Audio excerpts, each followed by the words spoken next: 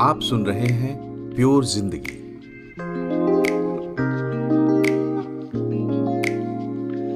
नमस्कार, मैं हूं मनोज श्रीवास्तव और आज हम बात करेंगे एक्सपेक्टेशन वर्सेस रियलिटी ट्रैप की।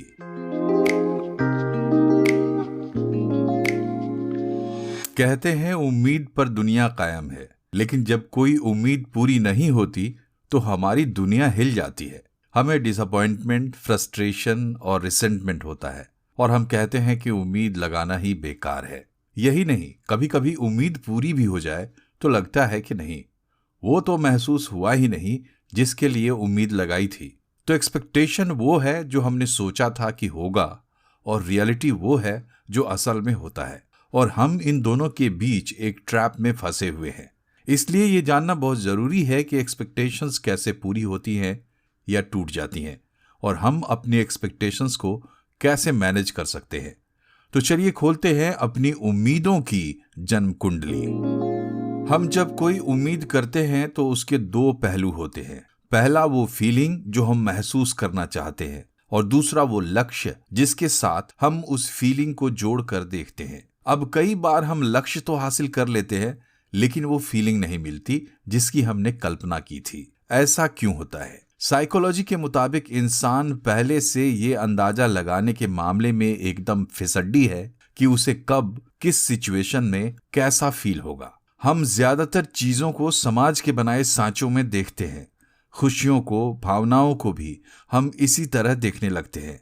बॉलीवुड स्टार ऋतिक रोशन ये कहते हैं कि सक्सेस मिलने के बावजूद उन्हें वो खुशी नहीं मिली जिसे वो सक्सेस के साथ हासिल करने की उम्मीद लगाए बैठे थे। मतलब दोष ऋतिक की उम्मीद का नहीं, उम्मीद के साथ अटैच की गई भावना में था। तब ऋतिक की समझ में ये आया कि खुशियां दरअसल छोटी छोटी चीजों से मिलती हैं, वो भी रोज रोज। सक्सेस और खुशियां अलग अलग चीजें हैं। दूसरी बात यह है कि सिर्फ उम्मीद करने से कुछ नहीं होता। उन्हें पूरा करने के लिए लक्ष्य हासिल करना होता है, काम करना होता है। लेकिन हमारी साइकोलॉजी शाहरुख खान है। वो हमसे कहती है कि किसी चीज को दिल से चाहो तो पूरी कायनात उसे तुमसे मिलाने की कोशिश में लग जाती है। इस तरीके की सोच हमारे भीतर बचपन में ही डेवलप हो जाती है। जाने माने डेवलपमेंटल साइकोलॉजिस्ट जीन पियोजी ने कहा है कि छोटे बच्चे अपने दिमाग में चल रहे वर्ड्स और बाहरी दुनिया के बीच के अंतर को ठीक से नहीं समझ पाते। इसलिए बच्चों को लगता है कि जो वो सोच रहे होते हैं वैसा ही हो सकता है। जैसे कि छोटे बच्चे को लगता है कि अपने भाई के बारे में अपने मन में खूब सारा गुस्सा भर लें तो इससे भाई को चोट पहुंचेगी। वो पूरे भरोसे के साथ कहता है कि जा तू कुर्सी से गिर जाएगा, तेरा सिर फूटेगा। आप कहेंगे ये बचकानी बात है, लेकिन जीन पियूजे कहते हैं कि ये मैजिकल थिंकिंग है। इसी वजह से बच्चे कार्टून और कॉमिक्स की फैंटेसी पर पूरा यकीन कर लेते हैं। जीन पियूजे के मुताबिक मोटे तौर पर 7 साल की उम्र तक बच्चे मैजिकल थिंकिंग के हैबिट से बाहर आ जाते हैं। लेकिन उनके बाद के रिसर्चर्स ये कहते हैं कि मैजिकल थिंकिंग आपके भीतर हमेशा रहती है और ज्यादातर नॉर्मल एडल्ट अलग अलग तरीके से मैजिकल थिंकिंग प्रैक्टिस करते हैं। सोचकर देखिए, आपकी जो फैंटेसीज हैं उनका आधार मैजिकल थिंकिंग नहीं तो और क्या है। आप जब ईश्वर से प्रार्थना करते हैं, मन्नतें मांगते हैं, तो इस यकीन के साथ मांगते हैं कि वो पूरे होंगे। ये प्रार्थना, ये मन्नत मैजिकल थिंकिंग नहीं तो और क्या है?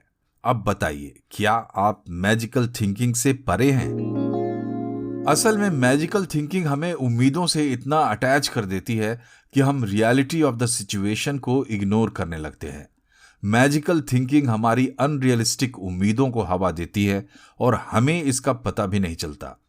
तो सिर्फ उम्मीदें नहीं बल्कि उम्मीदों के पीछे की मैजिकल थिंकिंग, अनरियलिस्टिक अप्रोच और उम्मीदों के साथ आने वाली फीलिंग्स को लेकर हमारा गलत अंदाजा हमें एक ट्रैप में फंसा देता है, एक्सपेक्टेशंस वर्सेस रियलिटी के ट्रैप में। सवाल यह है कि अनरियलिस्टिक या मैजिकल थिंकिंग को पहचाना कैसे जाए। यह बहुत मुश्किल नहीं है।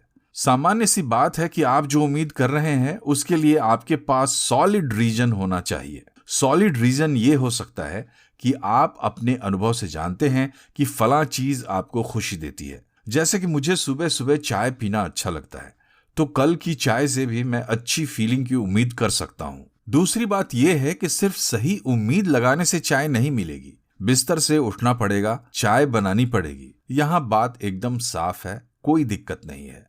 अगर चाय अपने आप नहीं बनती तो हमें निराशा नहीं होती, गुस्सा नहीं आता। लेकिन कोई दूसरा चाय बनाकर नहीं देता तो हमें गुस्सा आता है। भाई, कोई दूसरा हमें चाय बनाकर तभी देगा जब हम उसे अपनी ये उम्मीद बताएंगे और उसके पास हमें चाय पिलाने का एक सॉलिड रीजन होगा।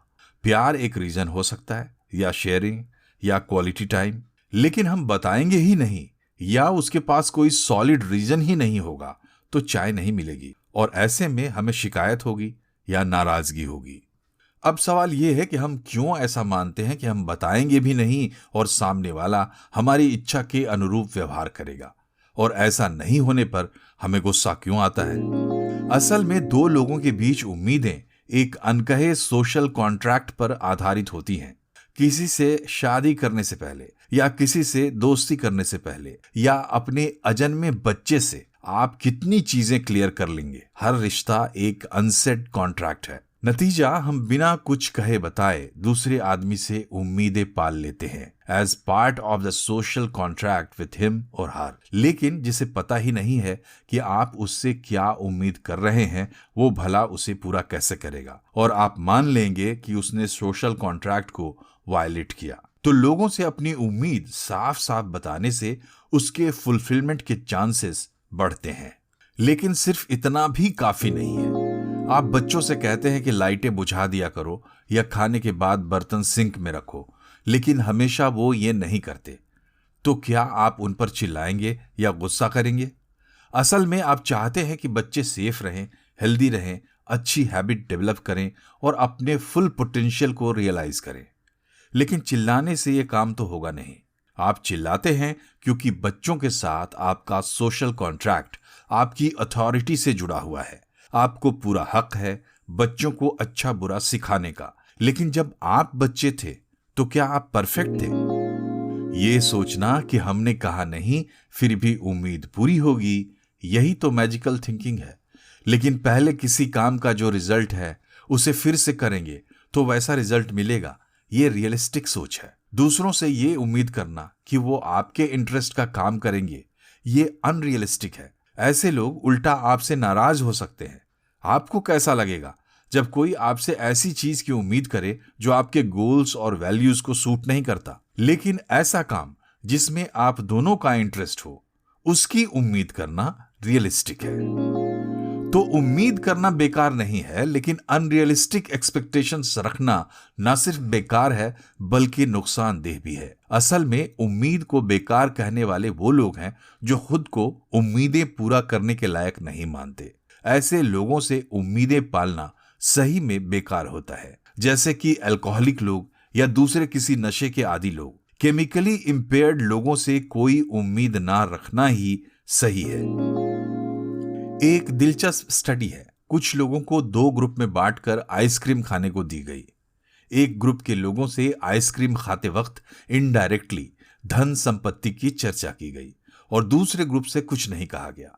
जिस ग्रुप को धन संपत्ति की याद दिलाई गई, उन्होंने आइसक्रीम का मजा लेने में कम वक्त लगाया और उन्हें कम मजा आया, जबकि दूसरे ग्रुप ने आइसक्रीम खाने में ज्यादा वक्त दिया और ज्यादा मजा भी लिया। मतलब सब्जेक्टिव वेलबीइंग और हैप्पीनेस के लिए मोमेंट्स को एंजॉय करना जरूरी है, और जो नहीं है उसकी चिंता करने से इसमें खलल पड़ती है।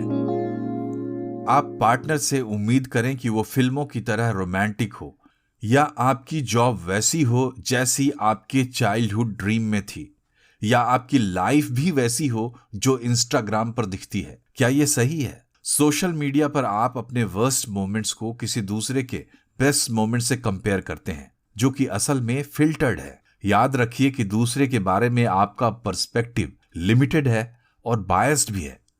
तो इस तरह बनते हैं एक्सपेक्टेशन मैनेजमेंट के कुछ टिप्स। पहला, सिचुएशन कोई भी हो, अपनी उम्मीदों को पहचानें। वो कहां से आ रही हैं, क्या वो रियलिस्टिक हैं? दूसरा, कंपैरिजन से बचें। खासकर सोशल मीडिया पर जो दिखता है वो असल में वैसा नहीं होता। तीसरा, जो है उसका आनंद लेने से ना चूकें, जो नहीं है उसके लिए जो है उसे ना गंवाएं।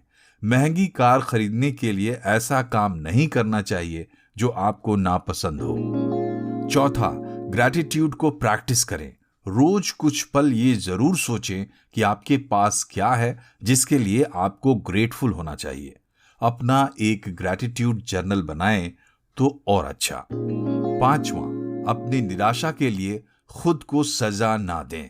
निराशा को खुले दिल से स्वीकार करें। अल्टीमेटली ज्यादा की चाहत में आप हार्डेस्ट वर्क करते हैं, अपना बेस्ट देते हैं, लेकिन इसमें आप अपनी खुशियों की भेंट चढ़ा देते हैं, खासकर तब जब आप जितना मिलता है उससे ज्यादा की उम्मीद लगाए बैठे हैं। अगर आप अपनी एक्सपेक्टेशंस के प्रति जागरूक रहेंगे और ये समझेंगे कि उम्मीदें हकीकत के प्रति आपकी सोच और भावनाओं को किस तरीके से बदल देती हैं, तो आप नाउम्मीदी की निराशा और तनाव से बचेंगे। उम्मीदें पालिए, गलतफहमियां नहीं, और इस पॉडकास्ट को फॉलो करिए ताकि आपकी जिंदगी भी हो जाए पहले से ज्यादा प्योर। नमस्कार।